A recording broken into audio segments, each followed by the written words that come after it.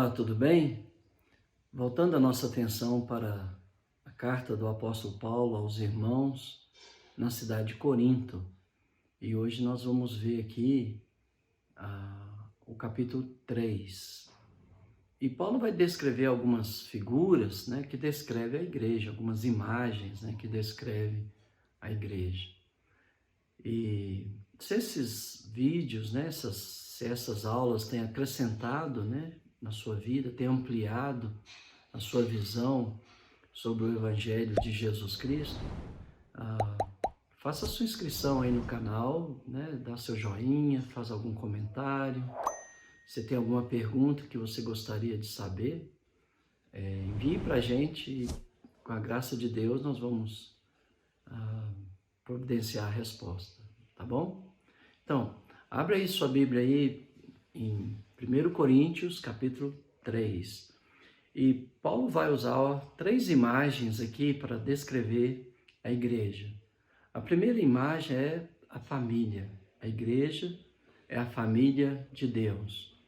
Como numa família, a coisa mais importante que nós temos nesse mundo é a família. Eu sei que, infelizmente, a família tem sido bombardeada de todos os lados, pelos liberais, mas a coisa mais preciosa que nós temos é a família. E só temos uma família, nós não temos duas famílias. Isso seria algo terrível, seria algo horrível, saber que alguém tem duas famílias. Seria muito triste. Então, da mesma forma, Deus só tem uma família. A família dele são aqueles que nasceram da água e do Espírito, nasceram de Deus para viver uma vida comprometida com Deus. E eu espero que você faça parte da família de Deus. Senão, nós podemos orientar você o que você deve fazer para você fazer parte dessa família bendita, abençoada, de Deus. Então, olha comigo, capítulo 3, versículo 1. Eu, porém, irmãos, não pude falar como a espirituais, e sim como a carnais, como a crianças em Cristo. Leite vos dei de beber, não vos dei alimento sólido, porque ainda não podeis suportá-lo. Nem ainda agora podeis, porque ainda sois carnais. Então, por que a igreja de Corinto, era carnal? Primeiro, porque eles não amadureceram na fé, não desenvolveram na fé, não abraçaram, os dons espirituais que Deus confiou à igreja para o desenvolvimento da igreja. E a igreja tornou infantil. E não só isso, os próprios desejos carnais, que fazem guerra contra a nossa alma, era muito presente na vida de muitos membros da igreja de Corinto. O ensinamento apostólico é um só, não existe um conhecimento para os iniciados e um outro conhecimento sofisticado para os experimentados. No capítulo 2 falou que Paulo ele tinha falado aos experimentados, mas a palavra ali significa maduros, pessoas que desenvolveram na fé, mas o evangelho é o mesmo, tanto para um grupo de crianças como para um grupo de doutores. O evangelho é sempre o mesmo, é um ensinamento só. É claro que para falar com as crianças, você vai falar na linguagem delas, Se você vai falar para um grupo de pessoas maduras, você vai falar na linguagem deles, mas o evangelho é sempre o mesmo. Mas a igreja de Corinto, ela não só deixou de desenvolver, mas ela deixou que os desejos carnais tomassem conta, né? Por isso que havia divisão entre a igreja, partidos, né? Isso é carnalidade, né? E Paulo vai abordar mais sobre isso aqui. Então, porque havendo entre vós ciúmes, contendas, não é assim que sois carnais? E que andais segundo o homem? Tá vendo? Não era que havia um ensinamento especial para os iniciados e depois um ensinamento mais sofisticado para os experimentados. Isso é gnosticismo, né? Não, o evangelho é um só e é para todo mundo. Só que a igreja de Corinto demonstrou carnalidade, por quê? Porque eles viviam disputando, né, entre eles, havia ciúmes, contendas, né? E essas práticas mostram que a igreja era inteiramente carnal, né? Pois alguns da igreja estavam dizendo, eu sou de Paulo, outros, eu sou de Apolo. Não é evidente que andais segundo os homens? Quem é Apolo? Quem é Paulo? Aí ele vai definir servos por meio de quem crestes, e isto conforme o Senhor concedeu a cada um.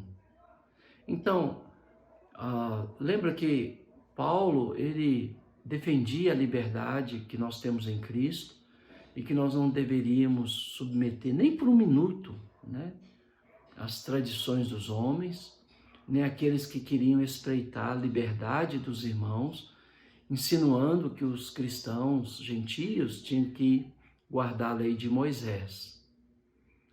Nós não temos que guardar a lei de Moisés. Estamos unidos com Cristo. Portanto, não temos que nos submeter a leis, né? As tradições. Até porque as leis, mesmo leis criadas por pessoas inteligentes, acaba dando poder ao pecado em vez de evitar o pecado. As proibições, não pode fazer isso, não pode fazer aquilo, né? Parece algo espiritual, mas na verdade não tem nenhum poder contra o pecado. Mas o Evangelho de Cristo, sim, esse tem poder contra o pecado. Então Paulo estava lembrando os irmãos, né, que tinha torcido o Evangelho pregado pelo apóstolo Paulo, torcido a mensagem, né, da liberdade cristã em libertinagem. Por isso que estavam dizendo que seguia Paulo, mas na verdade não seguia, né? Como o grupo que dizia que seguia Pedro, né? Porque Pedro era judeu, né? Ele tinha e conservava as tradições judaicas, né? Mas Jesus tinha revelado a Pedro, né, que o que Deus considerou limpo, ele não podia considerar impuro. Pedro entendeu bem isso, mas os judaizantes, né, estavam até insinuando que Pedro, Tiago tinham os enviado para as igrejas dos gentios para ensinar que eles tinham que obedecer à lei de Moisés para serem salvos, quando na verdade era mentira. Tiago já tinha entendido, né, que o evangelho aos gentios não incluía a observância da lei de Moisés. Está lá em Atos capítulo 15. O apóstolo Pedro também deu testemunho que Jesus não fez distinção entre gentios e judeus. Então, hoje nós não temos que guardar nenhum mandamento da lei. Nós estamos debaixo da graça de Deus. Por exemplo, algumas pessoas usam a lei para dizer que você tem que dar o dízimo. Mas se você observa um ponto da lei, segundo o apóstolo Paulo aos Gálatas, você tem que guardar toda a lei. E se você transgride um mandamento da lei, você transgrediu a todos. Então, o discípulo, né, de Cristo, na verdade, ele dá 100% do que ele ganha para Deus. Deixa eu te explicar como. Se você é casado e tem uma família, a Bíblia diz que você tem que cuidar bem dos seus. Em 1 Timóteo, capítulo 5. Se você não cuida bem dos da sua própria casa, como você pode querer cuidar da igreja de Deus. Então, se você recebe, né, um salário, provavelmente, se você tem uma esposa, 2 filhos, você vai gastar a maior parte do dinheiro que você ganha com a sua família, né? Você vai ter que providenciar roupa, alimentos, né, para a sua esposa, para os seus filhos, água, né, aluguel, se você paga aluguel, ou uma casa própria, a prestação da casa própria, uma boa alimentação, a educação dos seus filhos. Então, talvez isso consome aí 70% do salário que você ganha. Já entendendo que o imposto do governo já foi tirado, né, na folha do seu pagamento, já foi debitado. Então, você honrou, né, o compromisso com as autoridades, pagando aí os tributos, que muitas das vezes já vem descontado, né, na folha do seu pagamento. Agora, se você trabalha por conta própria, tem um rendimento acima, né, de um valor, o governo exige que você recolhe o imposto de renda, você deve recolher o INSS, ou seja, pagando essas taxas do governo, né, ainda você vai gastar aí uma maior parte, né, do seu dinheiro cuidando da sua esposa, dos seus filhos, reservando um dinheiro para uma emergência, né, um tratamento dentário, uma viagem, né, porque o lazer também está incluído aí nesse valor de 70% talvez, né, que você gaste para manter, né, a sua família como Deus quer. Só que suponhamos que você tem pais, né, idosos, e que eles não têm mais condições de conseguir seu próprio sustento, ou o que eles recebem do INSS, né, não é suficiente. Então você, junto com seus irmãos, vai ter que tirar uma parte desse dinheiro, né? Agora você só tem 30%, né? Porque você gastou 70% com a sua família, sua esposa, seus filhos, que inclui tratamento médico, que inclui a educação, né, de qualidade, que inclui um tempo de lazer com a sua família. Ou seja, esse é o valor que você tirou para manter sua família. Mas agora você tem, né, seus pais, e a Bíblia diz lá no Evangelho de Mateus, no capítulo 15, que se você não cuida dos seus pais, você é hipócrita. Então, você precisa tirar uma parte desse valor que ainda você tem na sua mão, de 30%, para ajudar seus pais. E talvez você é um filho único, então talvez você vai gastar também uma grande parte desses 30% para ajudar seus pais, né?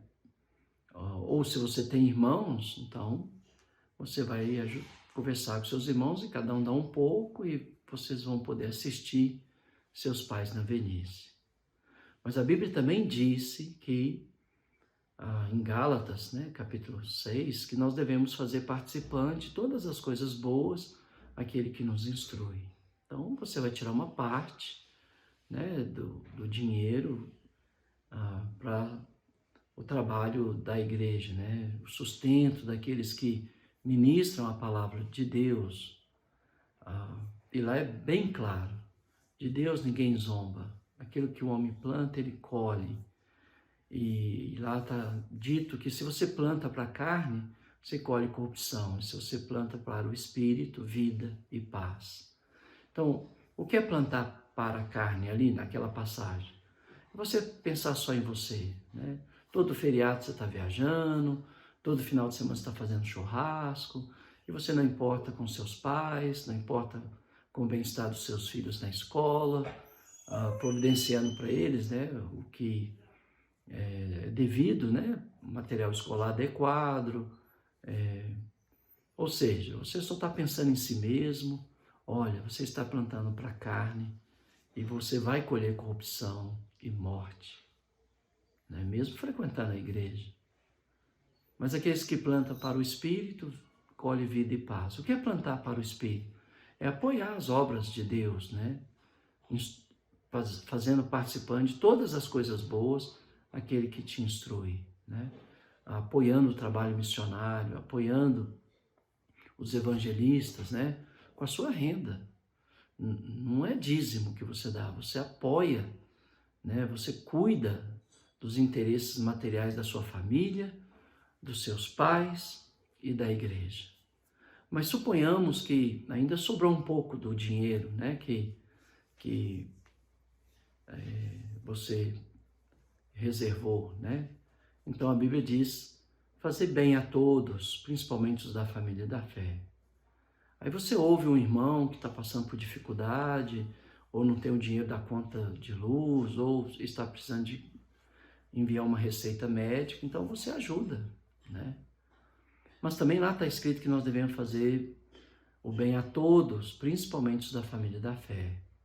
Então você já tirou uma parte, né, para a sua família, você tirou uma parte para ajudar seus pais, você tirou uma parte para ajudar no ministério da pregação e do ensino da palavra, e você já socorreu um necessitado da igreja, e ainda você tem um pouco de dinheiro, talvez uns 5%, uns 10%, ou 2% que ainda está no seu bolso, e você está andando na rua e vê alguém em necessidade. Então, Jesus nos ordenou a fazer como o bom samaritano, de cuidar do necessitado que está no seu caminho, né? Não adianta ser religioso e passar de largo e ir para a casa do Senhor, deixando o necessitado lá na rua em necessidade. Isso é hipocrisia, falsa religião, né?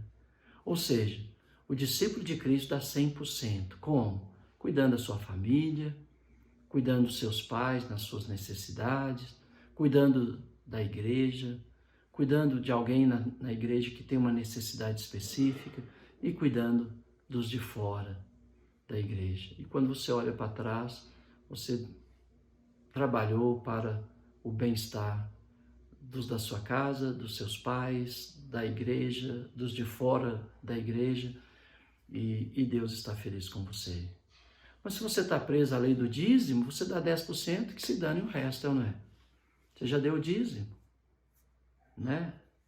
E normalmente o dízimo nas escrituras, ali referindo, né, ao profeta Malaquias, era para os pobres, órfãos e viúvas. Porque os salários dos sacerdotes, quem estava pagando naquele momento histórico do povo de Israel era Neemias. E você pode investigar e pesquisar, né? Lembrando que você tem responsabilidade de pesquisar as Escrituras e de chegar às suas próprias conclusões, porque Deus quer que você o ame de toda a sua mente. Então, não vai aceitando tudo que as pessoas vão falando. Investigue, seja como os cristãos da cidade de Berea, que eram nobres, eles investigavam as Escrituras para ver se o que o apóstolo Paulo estava ensinando era de fato assim. Então, investigue, né? Pesquise. E você vai ver lá em Malaquias que os dízimos eram para os pobres, órfãos e viúvas, e que o salário dos sacerdotes era pago por Neemias. E por que o povo deixou de contribuir? Porque Tobias casou com a filha do sumo sacerdote e tirou, né, as ofertas da casa das ofertas, e o povo parou de ofertar. Então, os sacerdotes voltaram para o trabalho, porque eles também tinham famílias e tinham que sustentar suas famílias, e os pobres ficaram negligenciados. Então, quando Neemias voltou da Pérsia, ele vai, entra no templo, tira a mobília, né, de Tobias da casa das ofertas, vai aos sacerdotes, se compromete a pagar os salários deles e chama o povo, através do profeta Malaquias, para que o povo voltasse a trazer a oferta para a casa das ofertas, para assistir os pobres, órfãos e viúvas. Não era para enriquecer pastores, não era para pastores terem fazendas com milhares de cabeças de gado. Não era. Jesus, sendo o supremo pastor, se fez pobre para que nós andássemos nos seus passos. Se eu decidir ser um dos pastores da igreja, eu devo seguir o exemplo do meu pastor e bispo, que é Jesus Cristo. e viver uma vida simples, humilde, como os apóstolos viveram, como a igreja do primeiro século viveram. Os presbíteros da igreja do primeiro século eram sustentados pela igreja porque eles eram pobres. E eles necessitavam do sustento para poder cuidar da igreja, né? Não era para enriquecer pastores. Hoje, infelizmente, está tudo errado. Pois nós temos que voltar à Bíblia, né? Eu não estou dizendo que os pastores não podem ter uma vida digna, mas não exagerada. Não, como se diz aí, né? Ostentando, né? Carros de última geração, mansões. Não foi para isso que Deus nos chamou. Deus nos chamou para dar as nossas vidas a favor do seu rebanho. E não para engolir, né? Devorar as ovelhas, né? Com altas taxas de dinheiro. E, infelizmente, é isso que acontece hoje em dia, né? Quando você olha para a igreja do primeiro século, você vê que era uma igreja pobre, que usava dos recursos que tinham para dar assistência a outras pessoas. E foi por séculos assim. E quando poder e dinheiro entrou na igreja, a igreja desviou completamente da vontade de Deus, né? Então, nós possamos viver uma vida humilde, simples. Se você quer ganhar dinheiro, então vai trabalhar na indústria, na medicina, né? Vai trabalhar como um inventor de algum remédio, de um medicamento. Na igreja devemos viver uma vida humilde, simples, como o nosso Senhor Jesus Cristo viveu, né? Quer ganhar dinheiro? Vai trabalhar no mercado, vai trabalhar no departamento de venda de uma grande empresa. Aí, se você quer passear lá nas naves espaciais aí você tem dinheiro para pagar. Mas os homens de Deus devem portar com humildade, simplicidade, não trazendo escândalo ao Evangelho de Jesus Cristo, né? Então, diz o apóstolo Paulo, né, que ele, Apolo e Cefas e os outros eram apenas servos por meio de quem crestes, e isso conforme o Senhor concedeu a cada um. E falou, eu plantei, Apolo regou, mas o crescimento veio de Deus. Então, eu estou aqui, plantando através da palavra. Outros vão estar orando, regando, mas o crescimento vai vir de Deus. Se Deus não abrir seu coração para entender essas coisas, você não vai entender nada. Vai até blasfemar. Mas se Deus abrir seu coração, a sua mente, você vai voltar para as Escrituras e vai entender a vontade de Deus para minha vida e a sua vida, né? E ele fala, né? De modo que nem o que planta alguma coisa nem o que rega, mas Deus é que dá o crescimento. O que eu sou? Nada, eu sou apenas um ministro da palavra, um servo, né, que Deus pode usar para tocar no seu coração sobre a verdade e a pureza do Evangelho de Cristo. Mas quem é alguma coisa entre nós? Deus. É Ele que dá o crescimento. Então Paulo continua, de modo que nem o que planta é alguma coisa, nem o que rega, mas Deus é que dá o crescimento. Ora, o que planta e o que rega são um, e cada um receberá o seu galardão, segundo o seu próprio trabalho. Porque de Deus somos cooperadores, lavouras de Deus, edifício de Deus sois vós. Então, além de falar que somos uma família, Paulo fala que nós somos uma lavoura e um edifício, né? Então, como edifício, você é uma pedra nessa construção, né, de Deus. Como lavoura, você é uma planta que produz para saciar a fome das pessoas, que por crescer, você se torna uma sombra para acolher os cansados, né? Um abrigo para abrigar as pessoas e alimentar as pessoas. Então, nós existimos para servir e não para ser servido. Nós existimos para socorrer, para amparar, para suprir a fé, né, das pessoas, para manter as pessoas no temor do Senhor, no caminho do Senhor, como o apóstolo Paulo fala, né, aos Tessalonicenses. Estou aqui abrindo a minha Bíblia, no livro de Tessalonicenses, só para mostrar para você que nós existimos, né, para encorajar os irmãos. Paulo diz em primeira carta aos Tessalonicenses, capítulo 5, verso 12, agora vos rogamos, irmãos, que acateis com apreço os que trabalham entre vós e os que vos presidem no Senhor e vos admoestam. Né? Nós existimos para presidir, conduzir, liderar, mas como? Protegendo o rebanho do Senhor, cuidando do rebanho do Senhor, assistindo nas necessidades o rebanho do Senhor, corrigindo, advertindo, despertando a mente dos irmãos para a obediência do Senhor, né? É para isso que nós existimos, né?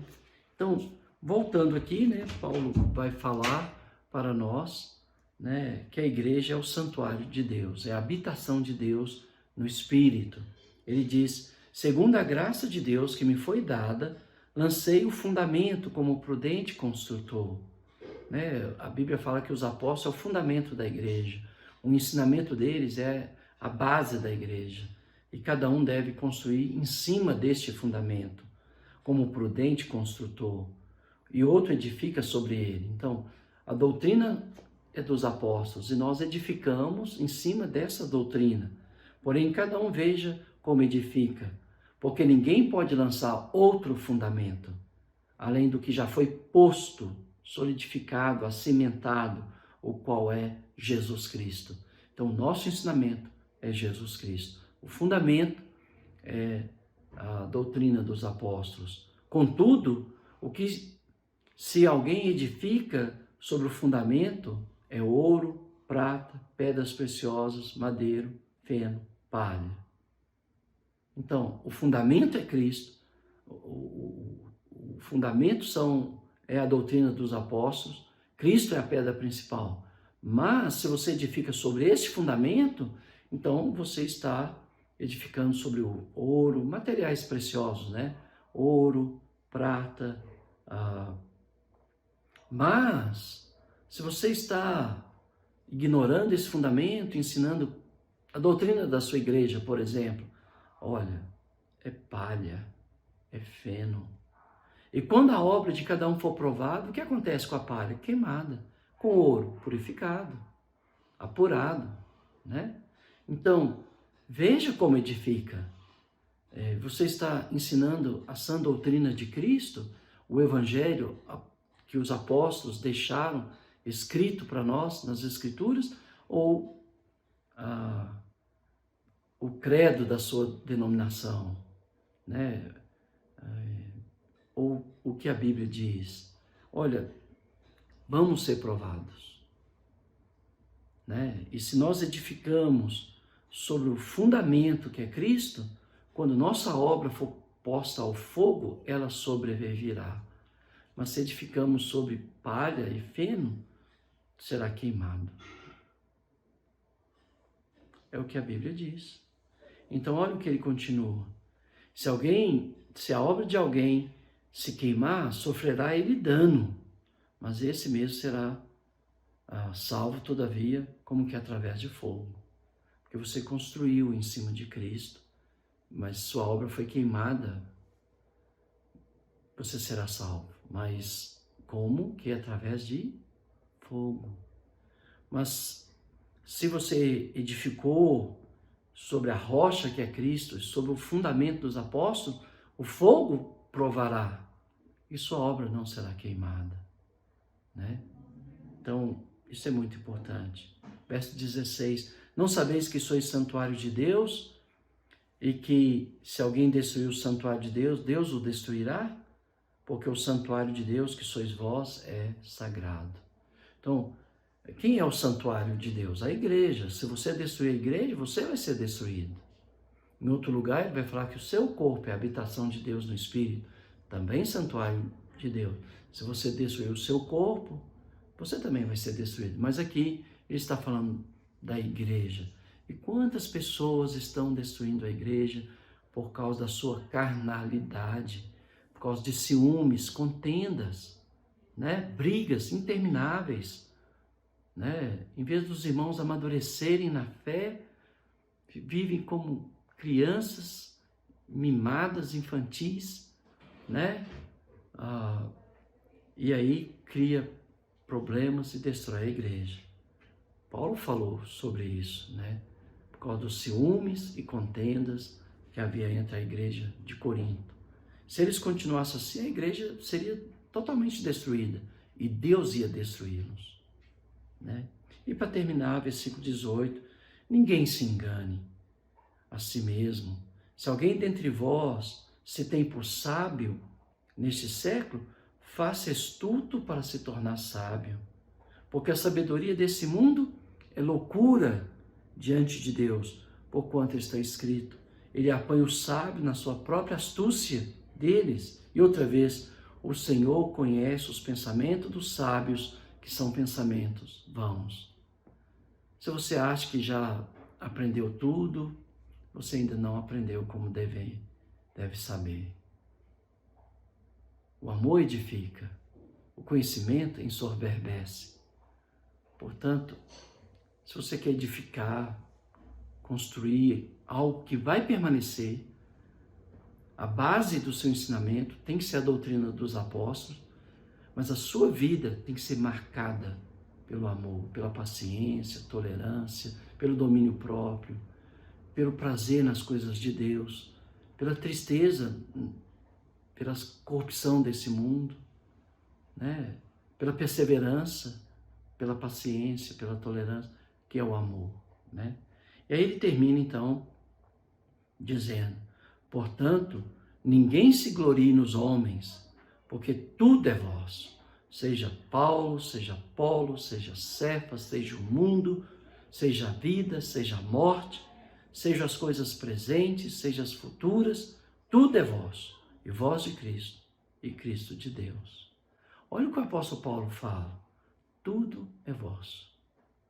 Eu sou de vocês para o bem da sua fé, né? Mas Paulo também falou que a morte é sua, irmão. Então, por que você desespera quando alguém da sua família morre? A morte faz parte deste mundo. Você pode entristecer e chorar. Jesus chorou quando Lázaro morreu. Mas desesperar, de questionar onde está Deus, a morte também é nossa. O presente é nosso. As tribulações, as dificuldades é nossa. E nós, como maduros em Cristo, porque a palavra lá, experimentados, vem de uma palavra no grego que é teleios, que significa maduros. Se eu sou maduro e eu recebo uma notícia que eu vou morrer por causa de um tumor, eu vou louvar a Deus. Enquanto eu ficar no hospital, eu vou pregar a palavra de Deus. E eu vou chamar meus familiares, vou aproveitar essa oportunidade e vou dizer, tem 40 anos que eu estou trabalhando, negando a mim mesmo, desistindo de muitas coisas para encontrar com meu Senhor. E agora a minha chegada está próxima e eu vou estar com Cristo.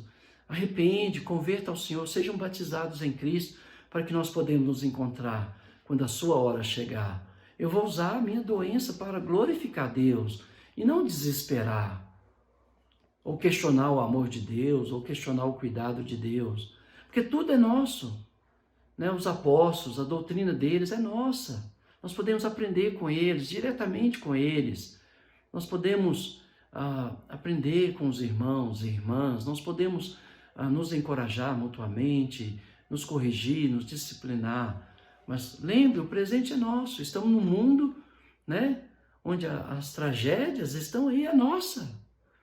E em vez de desesperarmos da vida, nós devemos olhar para o alto, porque a nossa redenção está próxima.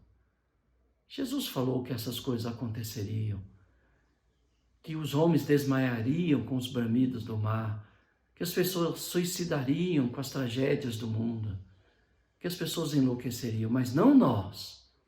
Nós temos Cristo como Senhor.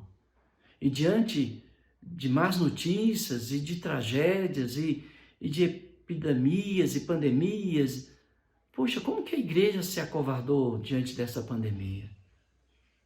Você se viu os irmãos atemorizados, com medo da morte. A morte é sua, meu irmão, é minha. Podemos morrer hoje.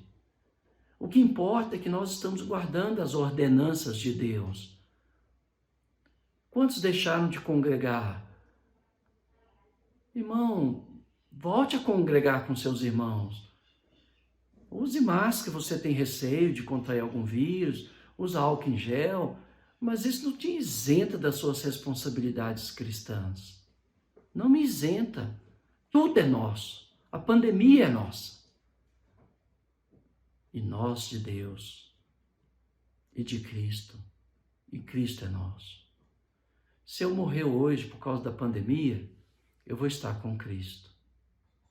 E eu vou insistir com a minha família, nos meus últimos momentos de vida. Fique firme no Senhor, para nos encontrarmos no lar celestial do nosso Deus. Este evangelho não está sendo pregado. E, infelizmente, por causa disso, as pessoas estão desesperadas, tomadas de medo. Se eu pudesse morrer agora para estar com meu Senhor, eu morreria. Eu não vou ser irresponsável. Eu vou seguir as orientações médicas, eu vou seguir as orientações do governo, mas eu não vou negar minha fé para agradar as autoridades do meu país. E está na hora, meu irmão, de parar de se esconder atrás de uma doença, de uma crise pandêmica. Está na hora. Demonstra sua fé. E Deus é conosco. Só para você ter uma ideia, os médicos que ficaram tratando, dos doentes, estavam na linha de frente da Covid. O número de mortos de médicos é insignificante em relação à população que se acovardou e tomou-se de medo, e por causa do medo abaixou sua imunidade. Morreram mais pessoas por causa do medo instaurado nesta pandemia, pelos noticiários, dos telejornais. A imunidade abaixou e as pessoas morreram. Aí morreu pela Covid. Não, morreu pelo medo. Se você faz exercício regular, se você tem uma alimentação equilibrada, se você tem uma fé sólida, você não morre por causa de pandemia, não. E mesmo que morresse, você estaria no céu para a eternidade. Eu não estou aqui desautorizando a ciência, eu sou a favor da ciência, não estou desautorizando o médico, mas o medo que instaurou no país foi a causa de sucessivas mortes, porque a imunidade da pessoa caiu e o vírus ganhou força. Mas se você alimenta bem, se você faz exercícios físicos, se você tem uma fé sólida, esse vírus passa por você e não te causa nada. Por quê? Porque sua imunidade está em alta, Acostume, Tome o propósito, enquanto você estiver tomando banho, lavar bem as narinas, Lavar bem a boca, com sabão mesmo. Porque aqui é a porta de entrada para o vírus. Mas às vezes nós não seguimos esses princípios de higiene, até porque ninguém nunca nos falou sobre isso. Eu conheço médico que trabalha aí tratando de doenças contagiosas, que nunca adoeceu. E eles falam pra gente, olha, o segredo é, durante o banho, lava as narinas com sabão, lava a boca, porque os vírus, a porta de entrada por vírus é as nossas vias aéreas, Então, e use máscara, Ou seja, o discípulo de Cristo não pode viver uma vida atemorizada, porque o perfeito amor lança o medo fora. E Paulo acabou de falar que a morte também é nossa. É claro, se a minha esposa morreu hoje, eu vou ficar triste, eu vou chorar, né? Mas eu jamais vou duvidar do amor de Deus, do cuidado de Deus, do carinho de Deus. Jamais, né? Se a minha filha morrer, jamais vou duvidar do amor de Deus. Inclusive, eu já tive uma experiência. Minha filha teve um tumor quando ela tinha 15 anos de idade no cérebro. E eu saía com a minha esposa, né? Isso faz 12 anos. E eu saía com ela aqui no bairro onde eu moro, sentava no meio-fio, e eu falava com a minha esposa, olha, nós devemos ser gratos a Deus, porque Deus nos deu ela por 15 anos. Né? E se Ele quiser recolher ela agora, glória a Deus. Eu vou sentir falta dela, porque eu amo a minha filha. Né? Eu trabalhei duro por anos da minha vida para educar meus filhos. Né? Todos eles são formados na universidade. Meu filho trabalha com TI, minha filha é advogada, está fazendo curso de doutorado agora, e teve época que eu tive que trabalhar 2, 3 empregos. Mas se o Senhor quiser tomá-los para si, gente, pais, eu concluo com essa fala. Você acha que tem a vida toda para criar seus filhos? Você não tem, não. No máximo que você tem é 8 anos. Depois de 8 anos, quem vai exercer influência sobre seus filhos é a escola, os amigos, é a sociedade. E se você não aproveitar esses 8 anos para ensinar caráter, santidade, justiça, honestidade, quando eles forem para a escola vai ser engolido. Mas lembra quanto tempo a mãe de Moisés teve para cuidar dele? Foi pouco tempo. Porque depois que chegou uma certa idade, depois que ele parou de amamentar, né, ele foi tirado dela.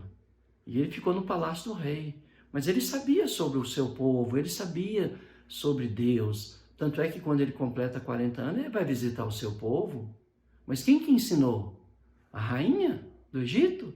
Não. Foi a mãe dele, que sabia que tinha pouco tempo para ensinar seu filho o caráter de Deus e a justiça de Deus e sobre a família de Deus. Você não tem todo o tempo do mundo para ensinar seu filho. É um engano pensar. Você tem no máximo 8 anos. Ou menos, porque hoje as crianças estão indo para a escola com uma idade menor. Então, ensine o caminho, no caminho, não o caminho. Deixa eu me corrigir. Ensine no caminho que a criança deve andar, para que quando ela for velha, ela não desvie dele. Porque os jovens da igreja, depois que vai para a faculdade, desviam da igreja. Porque não aprendeu em casa sobre Deus, sobre a justiça, sobre a verdade, sobre a redenção, sobre a salvação, sobre o negar a si mesmo, sobre tomar sua cruz. Porque os pais achavam que eles tinham todo o tempo do mundo para ensinar seus filhos. E nós não temos. Que Deus te abençoe com essa lição da carta de Paulo aos irmãos na cidade de Corinto e com esses comentários. Que Deus te abençoe.